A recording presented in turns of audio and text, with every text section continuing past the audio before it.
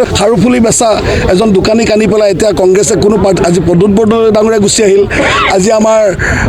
আমাৰ ভূপেন বৰা ডাঙৰীয়া আজি কংগ্ৰেছত ত্যাগ প্ৰত্যেকজন স্বাভিমানী অসমীয়াই আজি কংগ্ৰেছৰ মজিয়াত ত্যাগ কৰি আজি ভাৰতীয় জনতা পাৰ্টীলৈ আহিছে এই সময়খিনিত আজি কংগ্ৰেছ কৰিবলৈ কোনো স্বাভিমানী অসমীয়া কংগ্ৰেছত নাই ৰহাৰ বিজেপি প্ৰাৰ্থী শশীকান্ত দাসে কংগ্ৰেছ প্ৰাৰ্থী উৎপল বনিয়াক খাৰুমণি বেপাৰী বুলি কৰা তাচ্ছিল্যৰ প্ৰত্যুত্তৰ দিছে উৎপল বনিয়াই মঙলবাৰে বিয়লি এক সংবাদমেল যোগে কংগ্ৰেছ প্ৰাৰ্থীগৰাকীয়ে প্ৰতিক্ৰিয়া প্ৰকাশ কৰি কয় যে শশীকান্ত দাস আনক সন্মান কৰিব নজনা ব্যক্তি বনিয়া এবাৰ ৬৬ নম্বৰ বিধানসভা সমষ্টি কংগ্ৰেছ দলৰ প্ৰাৰ্থী আৰু ইতিমধ্যে আচলতে আমি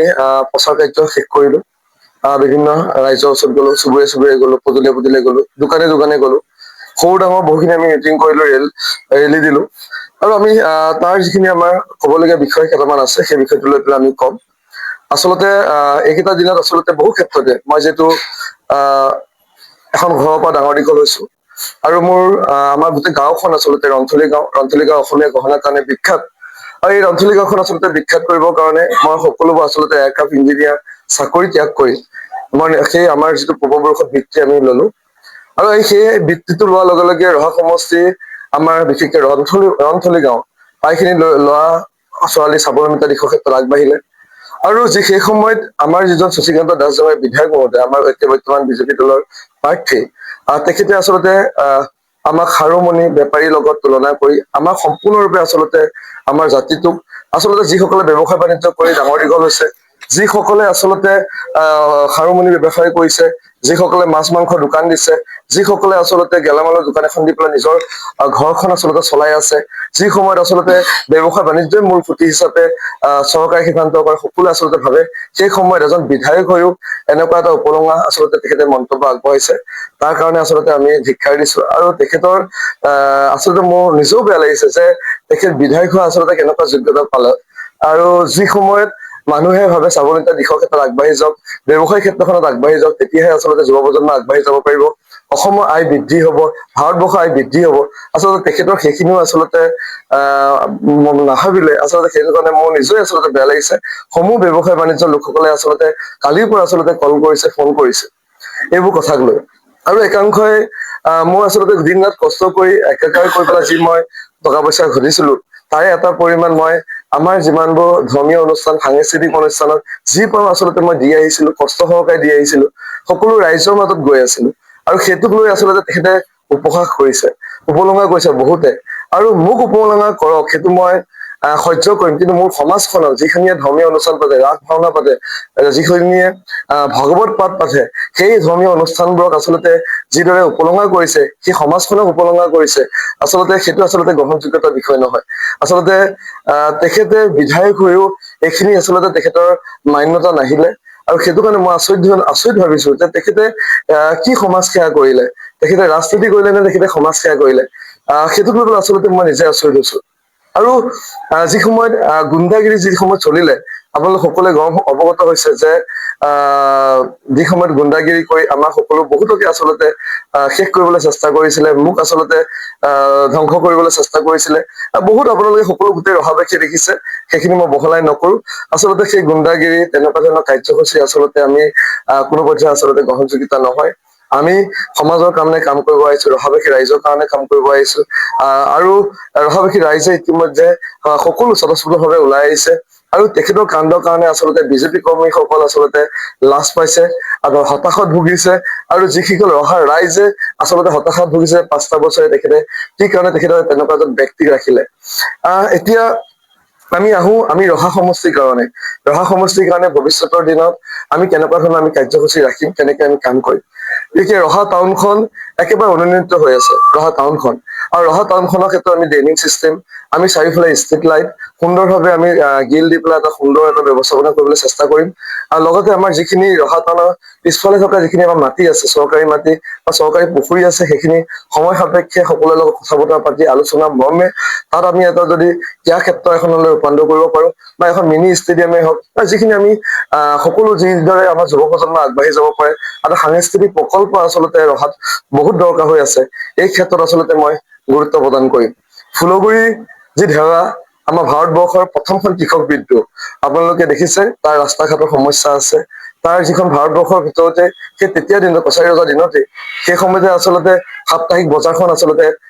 আছিলে আৰম্ভ হৈছিলে যি সাপ্তাহিক বজাৰ সমগ্ৰ আচলতে অসমৰ কাৰণে সমগ্ৰ ভাৰতৰ কাৰণে বিখ্যাত হ'ব লাগিছিলে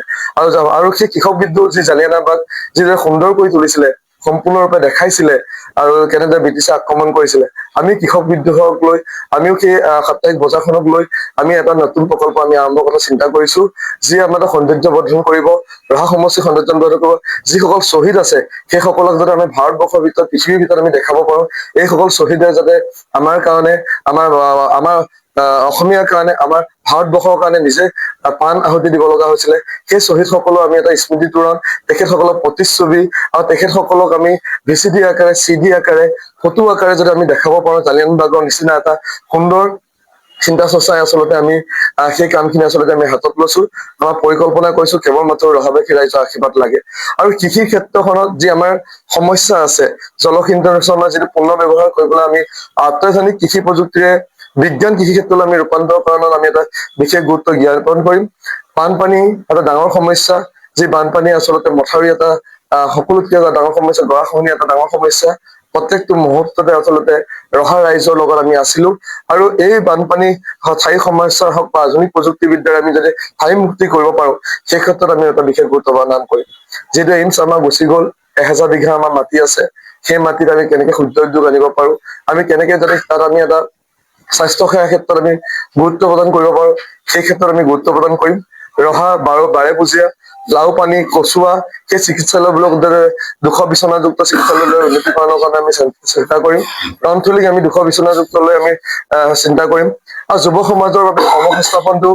বিশেষ দৰকাৰ যিহেতু আমাৰ পৰা ইয়াৰ পৰা আচলতে বহিৰাজ্যত যায় কেৰালাত যায় বেংগলোৰত যায় সেই ক্ষেত্ৰত যাতে যুৱ প্ৰজন্মৰ কাৰণে আমি ঠাই যি সমাধান কৰিব লাগে স্বাৱলম্বিতা দিশত কেনেকে আগবাঢ়িব লাগে সেই ক্ষেত্ৰত আচলতে আমি গুৰুত্ব আৰোপ কৰিম উদ্যোগিতা বৃদ্ধিৰ কাৰণে আমি গুৰুত্ব আৰোপ কৰিম চৰকাৰী শিক্ষা ক্ষেত্ৰত দত্ত উন্নয়ন কৰিব চাম ৰহা মহাবিদ্যালয়ৰ বিজ্ঞান শাখাটো চৰকাৰীকৰণত আমি গুৰুত্ব আৰোপ কৰিম ৰহাত প্ৰস্তাৱিত পলিটেকনিকত আমি গুৰুত্ব প্ৰদান কৰিম শিক্ষা আৰু কোচিং যি সুবিধা আছে ছাত্ৰ ছাত্ৰীৰ বাবে যাতে উন্নত আৰু উচ্চ শিক্ষা কাৰিকৰী শিক্ষা ব্যৱস্থা পেছাদাৰী শিক্ষা ব্যৱস্থাৰ সুবিধা বিস্তাৰত আমি গুৰুত্ব প্ৰদান কৰিম দক্ষতা উন্নয়ন আৰু আত্মনিৰ্ভৰশীল শিক্ষা স্কিল ডেভেলপমেণ্ট স্কিল এমপ্লয়মেণ্টৰ সুবিধা বৃদ্ধি কৰি আচলতে প্ৰশিক্ষণ কেন্দ্ৰ আমি স্থাপন কৰিম আৰু দক্ষতা উন্নয়নৰ কাৰণে আৰু যুৱ সমাজৰ কাৰণে ঠাই আমি কৰ্মসংস্থাপনৰ কথা ইতিমধ্যে আপোনাৰ লগত ক'লো ইতিমধ্যে আমি ক'লো আমি জোঙাল বলুৱাৰ কথা আমাৰ ফুলগুৰিত হেঁপাৰ কথা আমাৰ যি জোঙাল বলুৱা আছে সেই ক্ষেত্ৰখন আৰু যাতে আটকধুনীয়া কৰিব পাৰো আৰু যাতে উন্নতিমান প্ৰযুক্তিবিদ্যাৰে যাতে সম্পূৰ্ণৰূপে ভাৰতৰ ভিতৰত গোটেই পৃথিৱীৰ ভিতৰত যাতে এটা জাকতজলিকা হ'ব পাৰে আৰু যিখিনি কৰিবলগীয়া কাম থাকিব সেইখিনি কৰাত আমি গুৰুত্ব আৰোপ কৰিম আৰু বিশেষকৈ আমাৰ বসুন্ধৰী থান আছে মা বসুন্ধৰী থান আছে পথগুৰি থান আছে বুঢ়া গোঁসাই আছে বামুণ গোঁসাই থান আছে গৰখীয়া থান আছে দিহিং সত্ৰ আছে আমি ঐতিহ্যময় আমি যিসমূহ আমাৰ থান আছে যিবোৰ আমাৰ পৰ্যটকভাৱে আমি বিখ্যাত সেইসমূহ আমি পৰ্যটন ক্ষেত্ৰলৈ ৰূপান্তৰ কৰিম 100 বিঘাৰ ওপৰত 100 বছৰৰ ওপৰৰ যিখিনি মন্দিৰ আছে সেইখিনিত আমি বিশেষ ব্যৱস্থা আমি গ্ৰহণ কৰিবলৈ আমি চেষ্টা কৰিম ৰহাৰ পৰা জিন্তু দাসৰ ৰিপৰ্ট প্ৰাতঃ টাইম ডিজিটেল শদিয়াৰ পৰা ধুবুৰীলৈ বৰাকৰ পৰা ব্ৰহ্মপুত্ৰলৈ সকলোৰে মাজত চিনাকি এটা নাম প্ৰাতঃ টাইম থলুৱা ভাষা কৃষ্টি আৰু সত্য বাতৰিৰ আধাৰত প্ৰতিষ্ঠিত খবৰ প্ৰাতঃ টাইমৰ প্ৰতিটো বা বাতৰি পুংখানুপুংখভাৱে চাবলৈ Facebook YouTube website Twitter Instagram আৰু ব্লগাৰ পেজত লাইক আৰু ফ'ল' কৰক